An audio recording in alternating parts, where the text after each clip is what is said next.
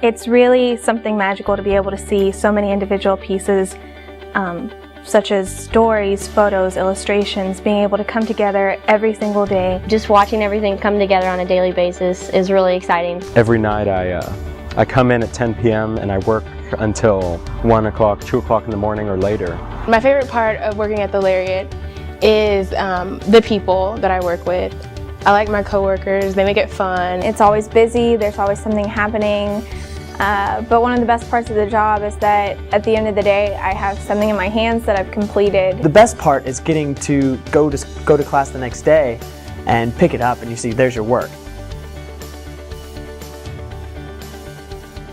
So I am kind of in charge of the overall umbrella of it all, and I have different desks that I talk to on a daily basis. And so the city desk is working with all of our writers, and we have the sports desk worrying about sports at Baylor, which is a huge aspect of our student life. Then you have the A&E desk working with reporters to report on the arts and entertainment section and what's going on and what's interesting to that, and providing really good information for them. I work with all of those desks to understand what we're doing and what we're covering, and to get as broad of a range and as detailed as a range as possible. There are like 20 to 25 of us working, and 4 days a week is a hard new schedule for that amount of people. We have to work on getting everything ready for one paper and then immediately go on to the next one. My favorite part of the job has got to be that I get to work on a daily basis to inform the other students. Getting a paper together every day is an exciting experience. You know, it's fast-paced. As soon as I come into work, it's okay, what do we have coming out tomorrow? What photos do we need to get? If we don't have teamwork, then things just don't get done because things get moved around, especially if we hold a story. So really, if we're not getting along and we're not talking, there's just not a paper, and it doesn't look good if there is one. Well, it is a especially exciting time in Baylor athletics right now with the rise of several of our programs. It's tough. Being a Big 12 school, there are always things going on, and there are always games being played and always people to feature. You've got a sports editor, maybe 2 writers that are on the paid staff, and a couple of reporters doing this for class credit.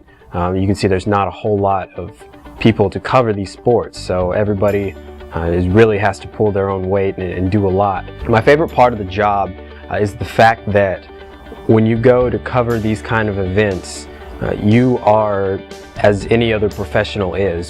When you're at the basketball games, it's the Associated Press, you, the Houston Chronicle, the Dallas Morning News, and whoever else wants to cover your team or specific athletes. There's just a very high level of professionalism that you get to experience on the sports desk.